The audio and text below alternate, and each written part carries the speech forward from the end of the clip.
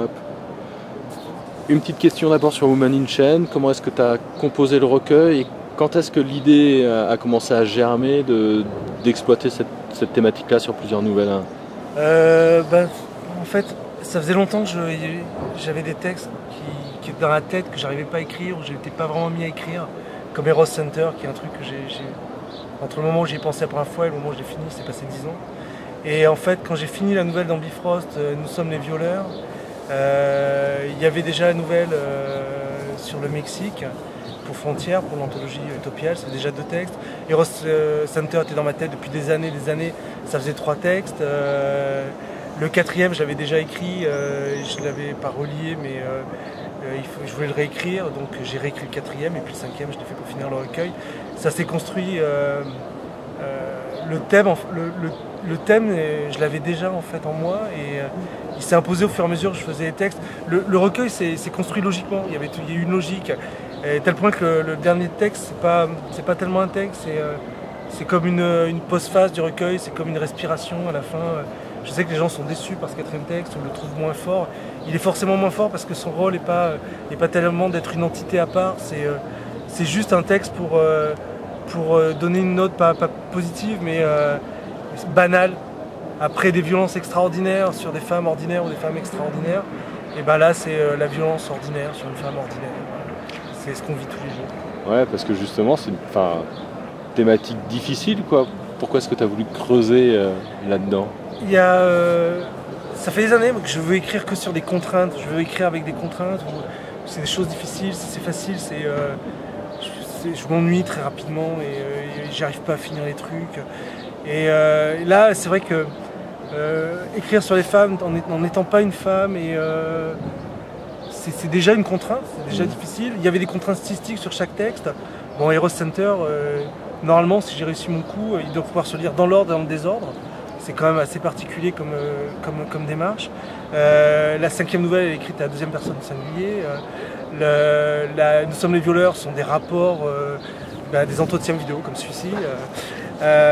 Enfin bon, chaque texte a ses contraintes. Et c'est probablement un des trucs les plus durs que j'ai écrit de ma vie. Ça a été long, ça a pris du temps. Entre le moment où j'ai commencé et en fait j'ai commencé même avant que le recueil soit un recueil.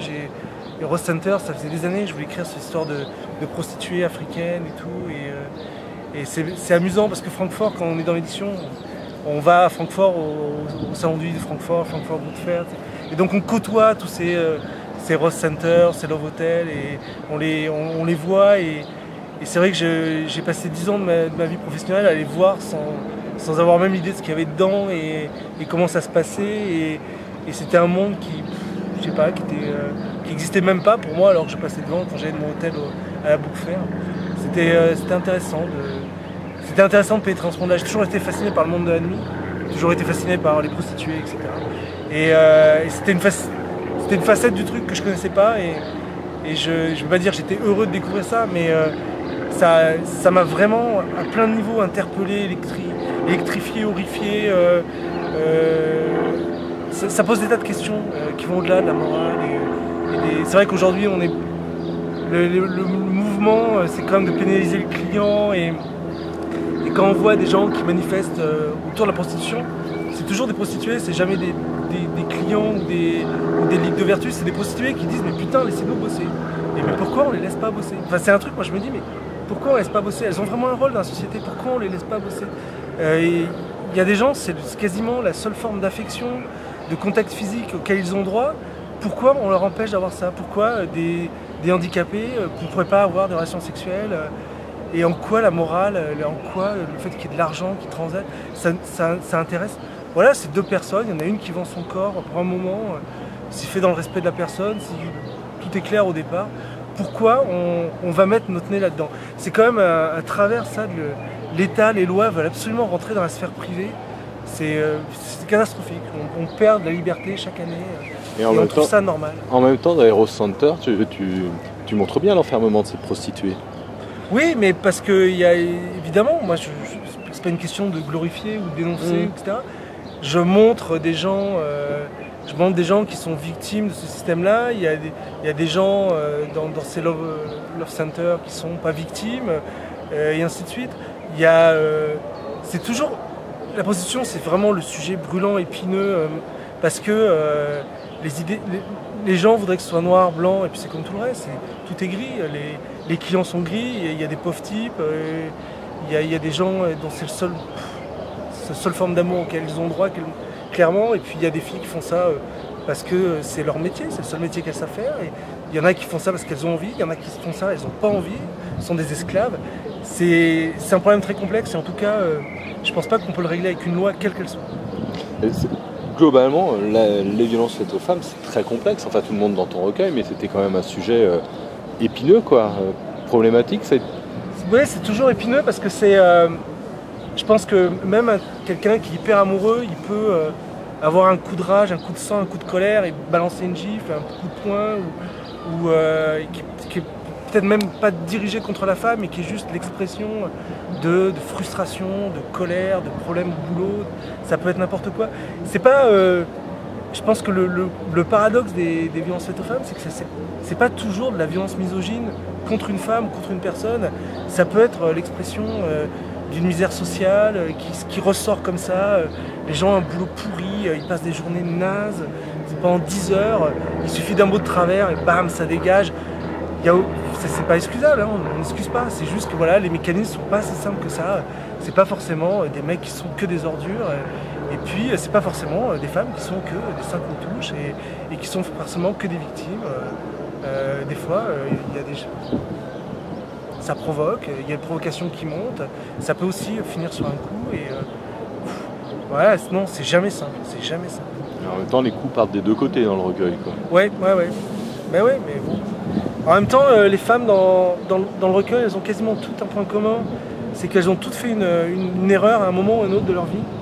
Et en fait, le sujet du recueil, c'est qu'elles payent 10 000 fois une erreur qu'elles n'auraient normalement pas à payer. Bon, le pardon, c'est très chrétien, etc. Mais en fait, quand on analyse bien la vie de tous les jours, etc., on est une société qui pardonne assez peu. La justice pardonne assez peu. On voit que la justice, maintenant, est devenue un instrument de vengeance de la société contre ces marginaux et contre... et c'est pas du tout...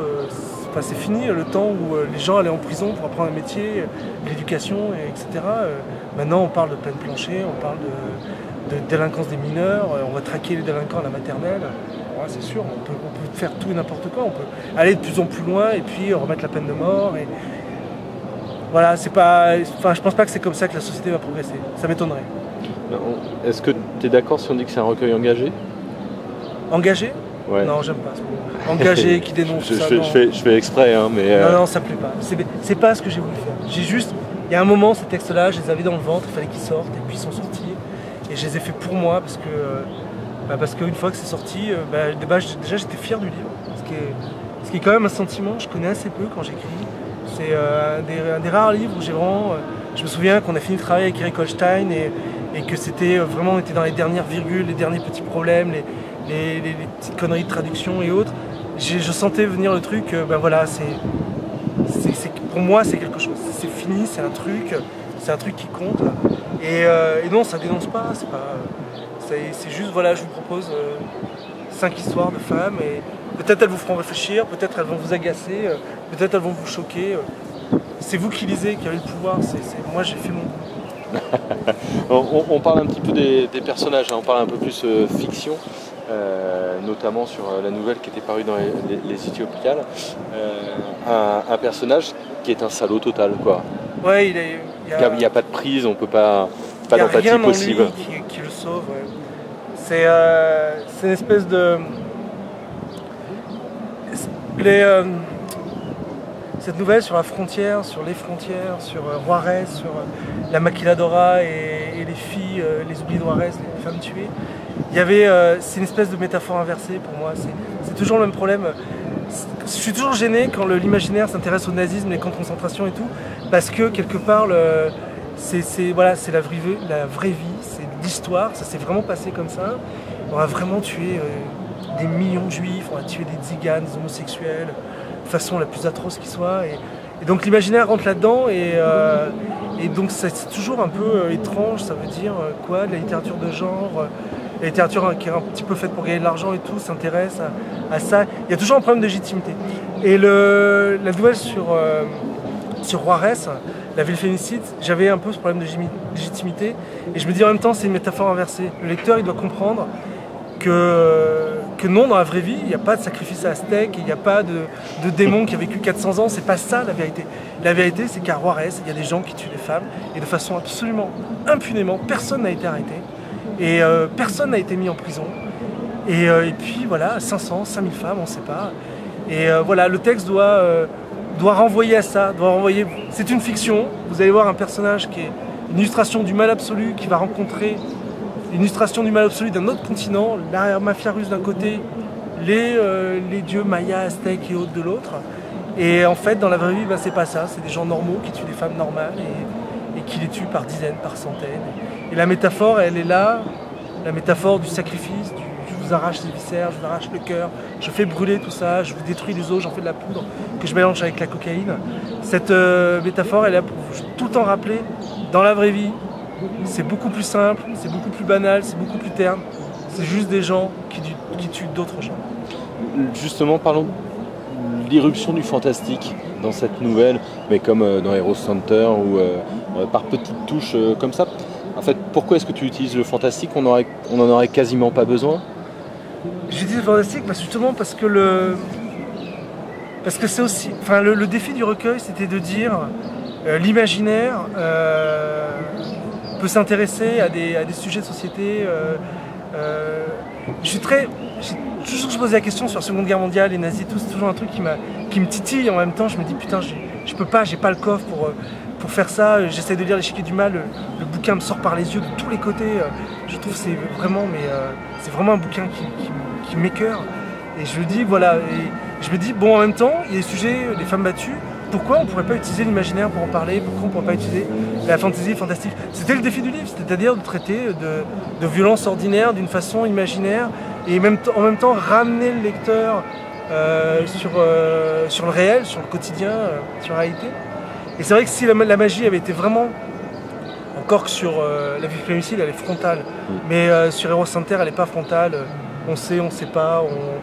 Il y a qu'un personnage qui dit pour vous ça marche et puis pour quelqu'un d'autre ça ne marchera pas, et c'est ça le paradoxe du truc. Si cette magie-là, elle était vraiment plus frontale, je pense que j'aurais perdu mon objectif du départ, qui était de parler du quotidien, j'aurais parlé de la magie. Là non, là je parle plus des prostituées, plus de la violence, plus des coups. La magie, c'est juste une façon de prendre le lecteur, de dire voilà, vous venez, je vais vous montrer un monde un peu parallèle, un peu différent, mais rappelez-vous bien, dans la vraie vie, c'est pas tellement différent. Pour moi, l'autre texte qui est vraiment marquant dans le recueil, c'est Nous sommes les violeurs. Ouais. Pareil, comment il est né, et puis toute cette rhétorique autour du viol. Alors il est né de plusieurs trucs. Il est né de... En fait, je lisais, je crois que c'était Courrier International, je suis plus sûr, je lisais une revue chez un ami et un magazine, un journal. Et il y avait tout un truc sur le Darfour et la façon dont les Janjaweed, en fait, non seulement violent les femmes, mais les marquent. Ils font une marque qui correspond à leur... c'est pas un gang, mais... Et en fait, c'est double peine pour ces femmes-là. C'est que non seulement elles sont violées, des fois elles portent un enfant d'un violeur, mais une fois qu'elles rentrent dans leur famille, elles sont répudiées. Les maris ne veulent plus les toucher, ne veulent plus entendre parler, c'est fini, elles sont sales, impures, etc. Et je trouvais que c'était vraiment d'une cruauté, mais à la cruauté du viol se mêlent des tas de cruautés qui sont dues aux codes sociétaux, aux règles ancestrales, tribales et autres.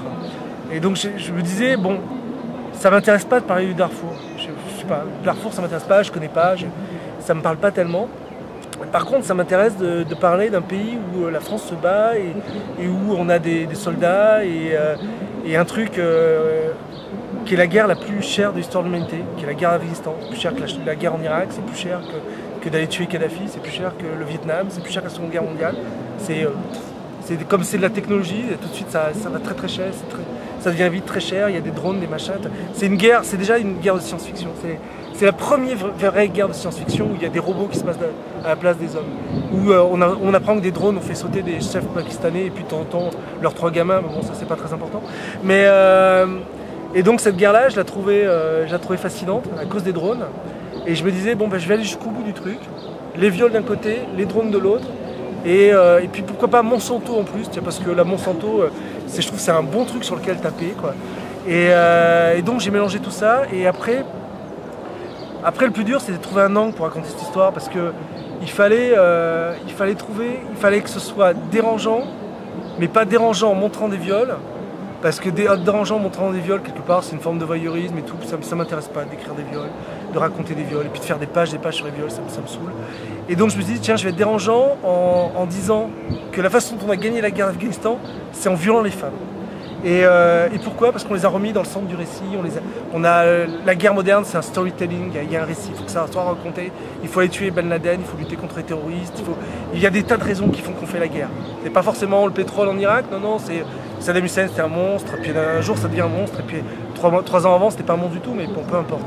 Et Kadhafi vient en France, il pose sa tente, c'est le meilleur ami, et puis 2 ans plus tard, boum, on le dézingue, le même qu'il a accueilli dans la tente. Et donc on raconte une histoire, et là l'histoire qu'on raconte de la guerre d'Afghanistan, c'est une femme qui a été élue à la lutte contre le trafic, donc une femme en Afghanistan déjà qui est élue à un poste important, c'est déjà de la science-fiction. Et puis cette femme-là, elle utilise des méthodes extrêmement dures, alors forcément elle est la cible c'est Margaret Thatcher, de toutes les critiques. Et puis voilà, il y a des femmes qui ont été violées, il y en a une qui prend la parole, il y en a une qui s'est vengée, il y en a une, et tout se met en place comme ça, et ça se met en place via une commission où en fait la guerre a été gagnée, et donc il y a toujours une prime aux vainqueurs. Donc là les violeurs, ils ont la prime. La prime, c'est vous allez m'oublier, je vous raconte mon histoire, ça sera dans le livre d'histoire, mais vous m'oubliez, vous me foutez la paix, moi on tourne la page, je disparais. Voilà, vous n'entendrez plus jamais parler de moi. Et voilà, c'était ça que je trouvais choquant, c'était de dire, voilà, comme il y a une victoire, les gens qui ont contribué à la victoire, donc les violeurs, ils sont récompensés d'une certaine façon, et quelque part peut-être que tout le monde trouvera ça normal ou presque. Et c'est un texte que j'ai écrit en état d'apesanteur. Ça faisait des mois et des mois qu'Olivier Girard me disait allez, écris une nouvelle dans Bifrost, écris une nouvelle dans Bifrost. Et enfin, ce que je dis pas, c'est qu'il en avait refusé plein avant, quoi. Et parce que j'en écris, mais il les refuse. Et puis celle-là, je l'ai vraiment écrite. C'est venu tout seul, facilement. À tel point que quand je lui ai envoyé, je lui ai dit écoute, celle-là, tu vas encore la refuser, mais j'en suis vraiment content. Et voilà, je comprends que tu la refuses, tu vas me dire que c'est pas assez de la SF, je sais pas trop quoi, mais celle-là, elle veut vraiment dire quelque chose pour moi.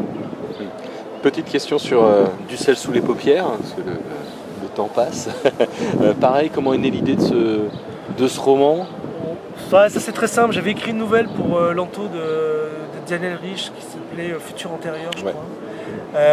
Et cette nouvelle-là, en fait, j'étais vraiment jeune auteur et j'avais un peu fait n'importe quoi. Daniel avait réécrit par-dessus. Enfin, ça allait pas du tout. Mais l'histoire me plaisait vraiment bien. Stylistiquement, ça tenait pas la route. Et donc ça, il y avait un potentiel roman jeunesse dans cette histoire-là que j'ai essayé d'écrire et je me suis lamentablement planté. J'ai jamais trouvé le ton. J'ai jamais trouvé l'idée. Je sais pas trop comment faire un roman jeunesse. C'est pas pour moi ça. En même temps, je voulais écrire un truc pour mes gamins. Donc j'ai écrit avec mon style à moi, mais peut-être avec les curseurs violence et sexe, je les ai vachement descendus. Je me suis dit, tiens, je vais remplacer la violence par l'action et je vais remplacer le sexe par de l'amour. Et on va voir si je suis capable de le faire. Et donc je sais que le livre surprend pas mal de gens parce qu'ils ne s'attendent pas du tout à ça. Puis je touche des lecteurs que je ne touche pas d'habitude, notamment des libraires qui me disent on vous a jamais lu parce que c'était violent avant. Et puis là, on peut le donner à lire, on peut le conseiller et tout. Et voilà, le texte est aidé vraiment dans la douleur. Sur des années, je l'ai réécrit et tout. C'est pas le truc qui est venu le plus simplement possible. C'est un peu comme Eros Center. C'est des trucs qui sont difficiles, quoi. Mais bon, j'en suis assez content. Je dirais jamais que ça a le même poids que Women Chains. C'est pas sur du sel sur les paupières. C'est publié chez Gallimard. C'est fait un peu. Il y a des contraintes qui doivent être respectées et tout. Quand même, ça tienne la route. Sur Women Chains, la seule contrainte, il n'y a pas de contrainte. C'est des contraintes techniques, mais je suis allé à fond du truc. Je voulais vraiment aller jusqu'au bout, aller le plus loin possible. Sel sur les paupières, c'est le contraire. J'essaie de pas aller le plus loin possible. J'essaie d'ouvrir le plus large possible et d'avoir sur les salons du livre et autres un livre que que je peux conseiller à tout le monde. Je dis, voilà, vous voulez découvrir ce que j'écris, bah, ça c'est la version soft, c'est le truc pour les enfants. Justement, cette étiquette de violence, on en a pas mal parlé avec Sir Cédric, etc. C'est un truc qui te pèse ou qui te pénalise? Non, c'est mon sujet. La violence, c'est mon sujet depuis des années. Tarantino disait la violence, c'est un genre en lui-même. C'est ça, la violence, c'est un genre en lui-même. Moi, je suis pas un auteur de science-fiction, auteur de fantasy ou un auteur de thriller, je suis un auteur de violence. Mais juste sur mon ordinateur, hein, je frappe personne, hein, rassurez-vous. Mais voilà, c'est mon sujet. C'est obsessionnel. C'est pour ça que j'essaie de faire jamais 2 fois le même livre. Parce qu'en fait, mon sujet, c'est toujours le même. Donc si je fais 2 fois le même livre ou 2 fois le même décor, les lecteurs, ils seront pas surpris parce que de toute façon, le sujet, ils le connaissent, c'est la violence. Women in Chains, c'est l'aboutissement, et j'espère réussi, de 20 ans de travail sur la violence. Et c'est le livre où j'ai essayé d'être à la fois le plus violent et à la fois le moins excessif dans cette violence. J'ai essayé d'aller au bout du truc, et en même temps de retirer tout ce qui pouvait être excessif, gratuit, tout ce qui pouvait être... il faut gratter, il reste que l'os, c'est ce que j'essaie de faire. Dernière question, pour les 2 minutes qui nous restent, tes projets, sur quoi est-ce que tu bosses? C'est quoi qui va venir? En ce moment, il va rien venir tout de suite, à part une BD dont je signe pas le scénario, mais qui est adaptée de La Voix du Sabre chez Glénat. Là, je travaille beaucoup sur des projets BD. J'ai fini un scénar il n'y a pas très longtemps, il y a quelques jours. J'attaque un autre. C'est surtout la BD en ce moment pour des raisons économiques. Le marché n'est pas simple du tout. L'édition, je me sens pas en sécurité ou quoi que ce soit. Donc je lance plein de choses sur la BD, sur le cinéma. J'ai commencé à travailler sur un scénario de cinéma. Et puis on a discuté avec Olivier Girard d'un recueil de nouvelles au Bélial. Je ne sais pas si ça se fera, mais Olivier avait l'air intéressé. Les textes sont écrits à 75%. Il en reste un à écrire. Donc voilà, ce sera un recueil autour de l'écologie. Je ne sais pas si ça se fera. Mais en tout cas, je vais aller au bout et puis Olivier le prendra pas, je vais. Ok, merci.